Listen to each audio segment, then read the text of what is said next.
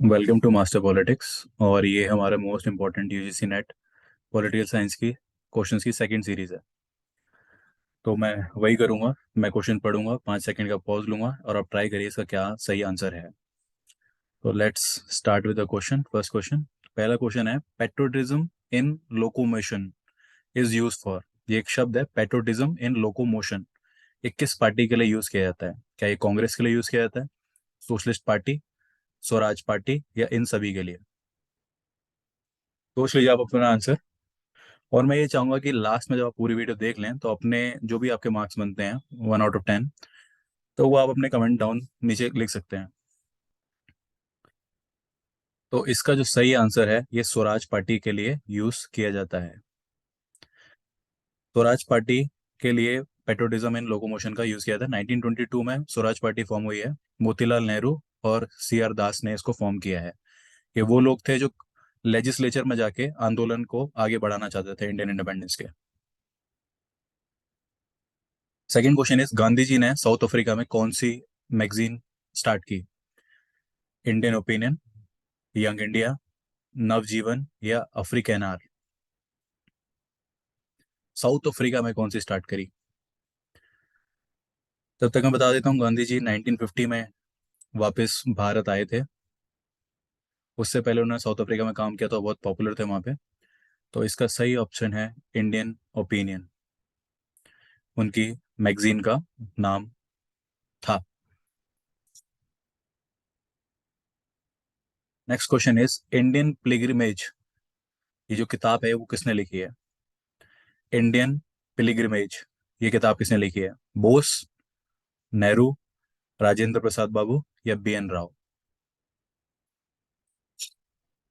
ये आपको कम मिलेगी क्वेश्चंस। ये मतलब कि ये क्वेश्चन, ऐसे क्वेश्चंस में बहुत बार रिपीट हुए हैं, चाहे वो लेक्चरर पॉलिटिकल साइंस में हो, यूजीसी के नेट के क्वेश्चन में हो, या डिफरेंट स्टेट के सेट के एग्जाम में पॉलिटिकल साइंस के में।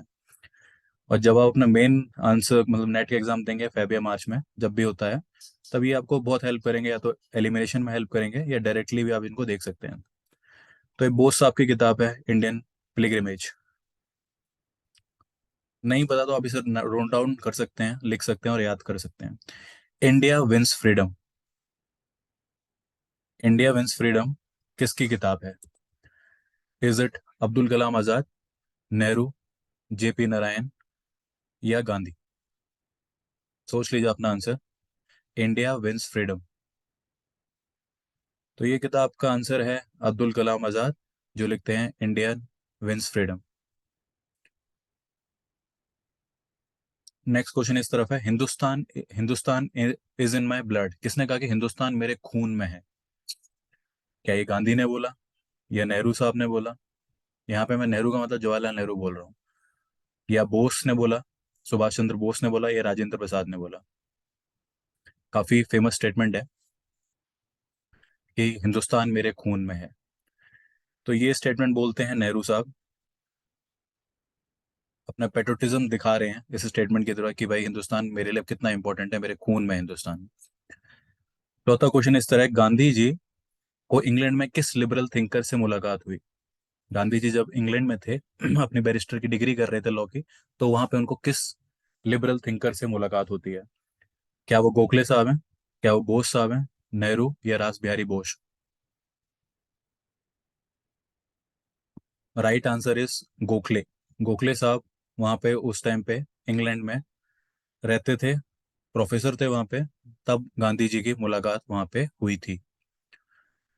अब ये क्वेश्चन बहुत रिपीटेड है और ये फैक्चुअल क्वेश्चन है कि कैबिनेट मिशन प्लान में कितने मेंबर्स थे? ये डायरेक्टली आपको मिल जाएगा, और ये इस तरीके के क्वेश्चन होते हैं, इसमें आप लॉजिक नहीं लगा सकते। अगर आपको आंसर पता है तो पता है, नहीं पता तो नहीं पता। तो करेक्ट आंसर इज 389। 379 मेंबर्स थे कैबिनेट मिशन प्लान में। ठीक है। अब यहाँ पे पूछा गया है, कलेक्टर की पोस्ट है वो किस गवर्नर जनरल के टेन्योर में बनाई गई?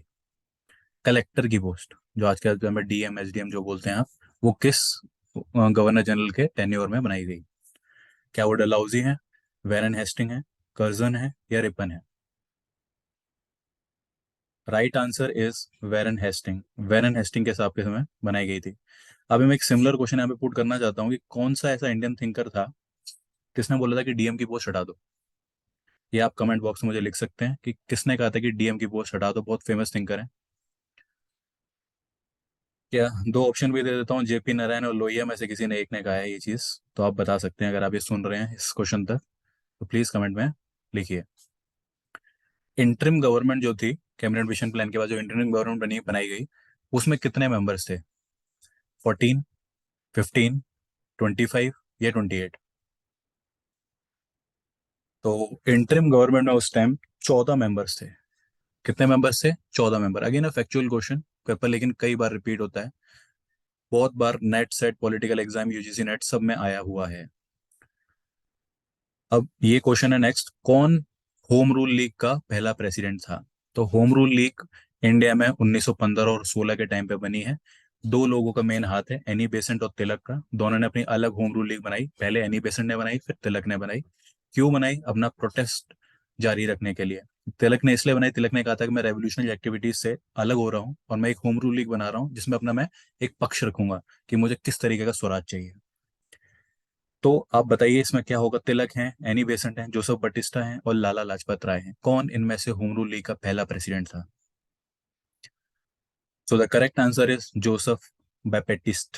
ही is a European person and पहले चेयरमैन थे। बाद में नेहरू साहब भी इससे जुड़े, मोतीलाल नेहरू उनके फादर भी जुड़े हैं, तेज बहादुर सप्रू भी, सब होम रूल लीग से जुड़े हैं जब इसका प्रचार प्रसार काफी अच्छा हो गया था। Who was the candidate of Gandhi? Tripura session में बोस साहब जीत गए थे।